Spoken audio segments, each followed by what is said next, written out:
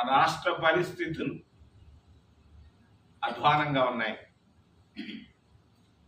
2 కుటుంబాల పరిపాలన సాగుతా ఉంది ఆంధ్రప్రదేశ్ రాష్ట్రంలో. 2 కుటుంబాలు, 2 కులాలు కాదు, ఇక్కడ 2 కుటుంబాల పరిపాలన సాగుతా. మరి మా గౌరవ మిత్రుడు చంద్రబాబు నాయుడు గారు రేపో మాపో 19 సంవత్సరాలు ముఖ్యమంత్రిగా పూర్తి చేయబోతున్నాడు. మరొక మిత్రుడు వైఎస్ కుటుంబం 11 సంవత్సరాలు పూర్తి చేసింది. ఈ 19 + 11 30 సంవత్సరాలు ఈ 2 కుటుంబాలే పరిపాలన చేస్తున్నాయి.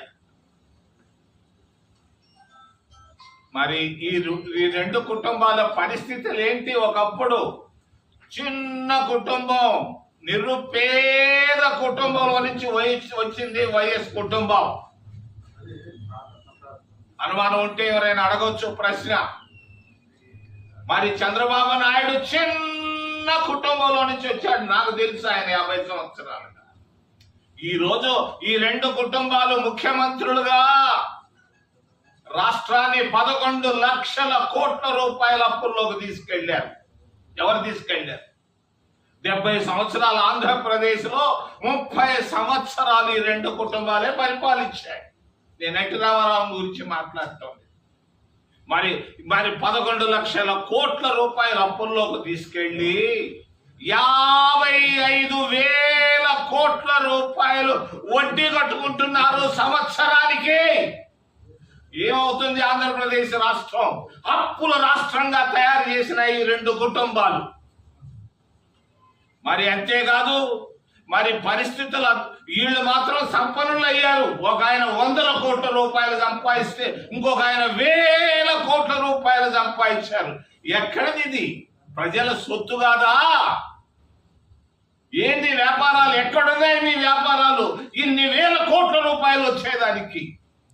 ప్రక్కనే ఉన్నటువంటి విజయభాస్కర్ రెడ్డి ముఖ్యమంత్రిగా మరి కనీసం అపోలో ఆసుపత్రికి 5 లక్షల రూపాయలు కట్టుకోలేకపోయినాడు. వాస్తవం ఇది.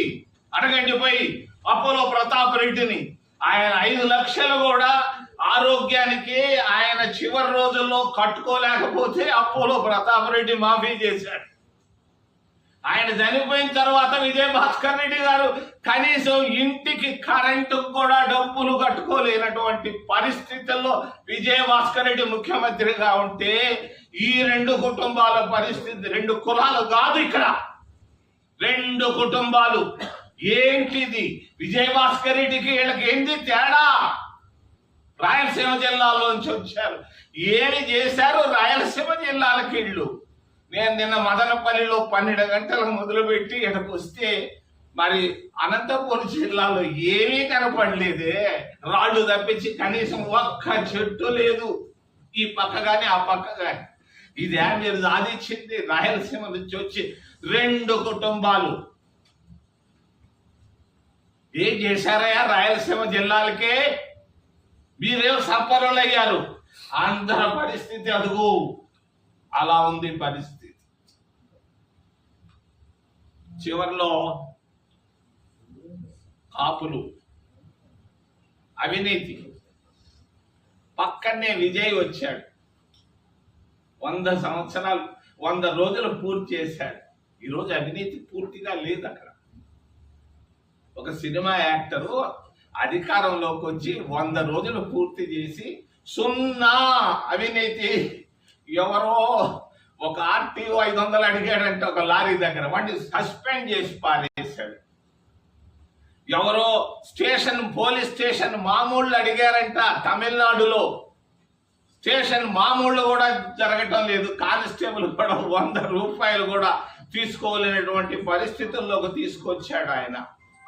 ఎవరో రియల్ ఎస్టేట్ వాళ్ళు చదరపు అడుక్కి 40 రూపాయలు తీసుకునే వాళ్ళంట క్రితంలో. ఈ రోజు అంతా 0. ఎక్కడ అవినీతి?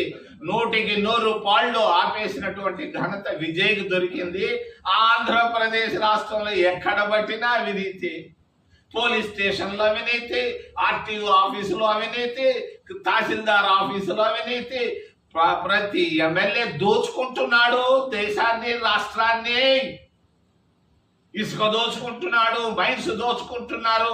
ఈ ఆంధ్రప్రదేశ్ రాష్ట్రం అంతా అవినీతిమయంగా తయారైంది, చెప్పుకోక తప్పదు. చివరిలో కాపులు. నేను ఈ మధ్య ముద్రగడ పద్మనాభం ఇంటికి వెళ్ళాను. చనిపోయిన తర్వాత భార్య నన్ను చూసి ఏడ్చేసి, నాకు ఏడుపు వచ్చింది. ఆయన మంత్రిగా ఎంతో కాలం రాజకీయాల్లో ఉంటే ఇద్దరు కొడుకులు ఇప్పుడు దాకా సెటిల్ కాల, వాళ్ళు అప్పుల్లో ఉన్నారు. నేను అక్కడ పోయి అడిగితే అందరు అంటున్నారు, ఏమయ్యా 70 సంవత్సరాల్లో కనీసం మేము ఒక్క రోజన్నా కాపు బలిజలు ముఖ్యమంత్రి కాకూడదా అని అడిగితే నేను చెప్పాను, మీరు రండి, కాంగ్రెస్ పార్టీలో రండి, తెలుగుదేశాన్ని వదిలేయండి, తెలుగుదేశంలో ముఖ్యమంత్రిగా చంద్రబాబు కొడుకుని చేసుకుంటాడే కానీ మిమ్మల్ని చేయడయా, నాకు తెలుసాయా అని చెప్పారు. జగన్ కూడా ముఖ్యమంత్రి పదవి వదలడయా, కాపులు బలిజలకు ఇవ్వడయా, రండి కాంగ్రెస్ లోకి రండి అని నేను ఆహ్వానించాను. నేను హృదయపూర్వకంగా అనంతపూర్ టౌన్ నుంచి, పట్టణం నుంచి వినయంగా ప్రార్థిస్తున్నాను, కాపులందరూ కాంగ్రెస్ లోకి రండి, మిమ్మల్ని ముఖ్యమంత్రిగా ఆంధ్రప్రదేశ్ రాష్ట్రానికి చేసే బాధ్యత నేను తీసుకుంటానని చింతామోహన్ గారు తెలియజేస్తూ, కాంగ్రెస్ పార్టీ ఖచ్చితంగా 29లో కేంద్రంలోను రాష్ట్రంలో ఆంధ్రప్రదేశ్ రాష్ట్రంలో తప్పనిసరిగా ప్రభుత్వాన్ని ఏర్పాటు చేయబోతుంది. కార్పొరేట్లు కాదు కదా, సోషలిస్టు విధానాలతో అటు కేంద్రంలోనూ రాష్ట్రంలోనూ అందరి సమస్యలు తీరుస్తుందని తెలియజేస్తూ, ఏదైనా ప్రశ్నలు ఉంటే అడగమని మిమ్మల్ని చేతులెత్తి ప్రార్థిస్తాను.